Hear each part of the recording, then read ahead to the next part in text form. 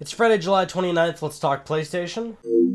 Alright, so not really a whole lot of PlayStation stuff going around this past week. Kind of a slow news week, but we always still find things to talk about, like the PlayStation blog this past week posting about the next firmware update for PlayStation 4. You can be a beta tester for the next PS4 firmware update. Of course, they did this the last two firmware updates for 3.0 and then 3.50. This is presumably for 4.0. So it'll have major features for sure. You can sign up right now. Again, it's on the PlayStation blog where you can go sign up, and you'll find out probably in a few days, maybe less than a week, if you'll actually be accepted and whatnot, because they're going to be starting this early August, and they'll let everybody know about what features are actually going to be in the beta. And of course, people that are in the beta are going to be posting videos, screenshots, and everything online of the actual features and how responsive and useful they are. But we'll actually find out soon how useful and cool the next major firmware update for PS4 will be. Even if you don't end up being a beta tester, at least we'll know that it's relatively soon and that the actual firmware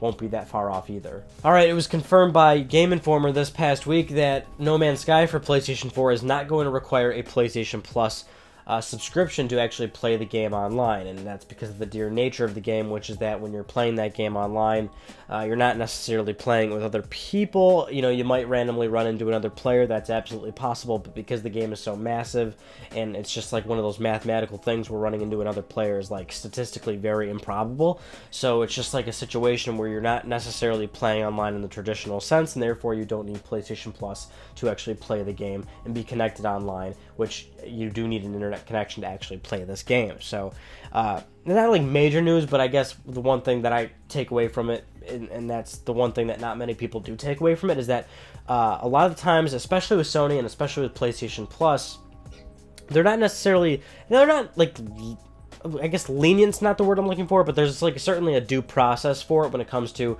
what qualifies for requiring PlayStation Plus. And it seems like, obviously most online games, you need a PlayStation Plus subscription. But there are a few games that that bypass that, and usually these are free to play MMOs. No Man's Sky, of course, is another like isolated situation where and this is from a developer approach too. The developers can sometimes make a case for why their game doesn't need the subscription or shouldn't have the subscription requirement. And this is also kind of the same veins of like when a developer is making a game, they have to make a case for their trophies in their game. If a developer wants a platinum trophy in their game, they more or less have to make a case with Sony like, hey, our game has a lot of content, therefore we should get a platinum trophy and therefore a full trophy list. Otherwise, if the game is rather short, and the developer doesn't necessarily even, I don't know, I would assume not even try to get a platinum trophy, then they'll just have a regular trophy list with, say a few bronzes, like 1 or 2 silver, maybe a gold.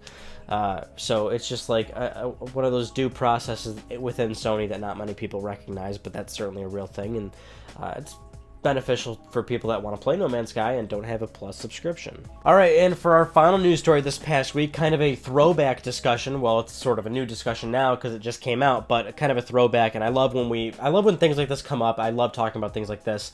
So this past week, IGN ran their Unfiltered podcast, interview sort of thing. Unfiltered is where they take a notable figure from the gaming industry. They do a long, in-depth interview. A lot of great information always comes out from these. IGN's Ryan McCaffrey does it. Very good segment. This past week they had Robbie Bach, who is the former Xbox chief officer. So this was a man that had a very big position in Microsoft, made a lot of big calls, a lot of shots.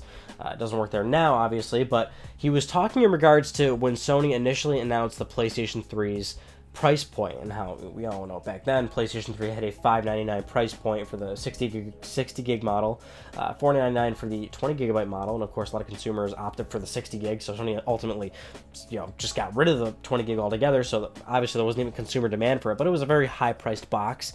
We all know Sony had a very rough start with the PlayStation 3 initially, and we have Microsoft's sort of perspective from that. What he more or less said is that oh man, we have a shot now. There's a real upside to this. Apparently, Robbie was standing outside of the actual Sony conference. He couldn't actually get to watch it at the time when Sony made the announcement, but he was kind of watching it through some sort of feed and could barely sort of hear it. And he's like, "What was that right? $599?" And I guess he had to call some people that were actually in the conference to confirm that what was said was true, that yes, the PlayStation 3 was going to be $599 US. And then the initial reaction to that was oh my god, we actually have a chance here, because he initially thought from back then you know, all the proposed rumors about what Sony was going to be putting into the PlayStation 3, you know, that was a very real thing before PS3's price point was out. Everyone sort of knew, yes, it's going to have a Blu-ray drive, it's going to have this, it's going to have that, and everyone knew that Sony was going to be packing a lot of technology into this machine, and everyone knew that it was going to be a very expensive box. Microsoft kind of thought, oh, well, they'll probably just eat the costs. Eat the cost being that they're going to sell the box at a loss, just to get the box out there, and then obviously Sony would make their sales up via software. And that's the thing, is that Sony actually still did eat costs, because it took them about $800 to make a PlayStation 3, but they sold it for $600. I guess Microsoft was just expecting them to sell even lower. But yeah, they were initially very surprised by that. Ryan McCaffrey even pressed a little further with Robbie and saying, so hey, when you heard that price point, did you think that you were going to win, like, immediately? Did you feel confident and whatnot? And Robbie basically said, oh, well, that definitely wasn't the case. He more or less said, when you have 20% market share and they have 60%, you're never totally sure about anything. That was also a very real thing, because Microsoft was still in a point where they were doing an uphill battle. The Xbox was nowhere even remotely close to the level of success for PlayStation 2.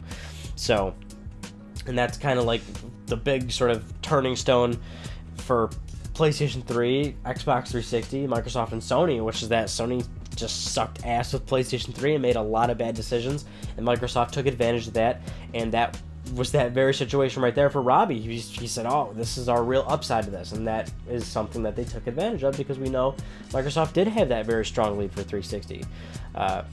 But of course, we all know what actually happened at some point, not at some point, we all know what happened over time, which is that Sony did improve the PlayStation 3. They did end up catching up in sales, and ultimately they did edge out slightly. If you're even remotely concerned about the numbers, Sony is like 1 to 1.23 million systems ahead, maybe. They're both at pretty much like 80-something million, and Sony's got like a million-something lead or something. It's kind of minuscule at this point, but Sony actually did catch up.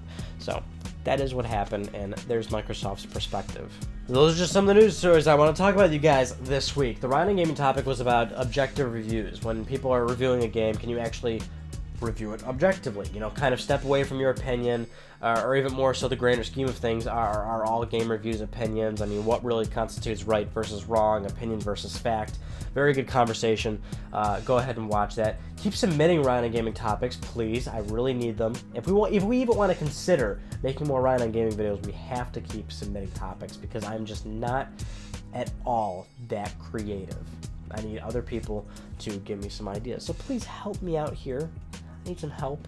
You're my friend, right? I would help you if you had a problem. Come on, what do you need? Let me know.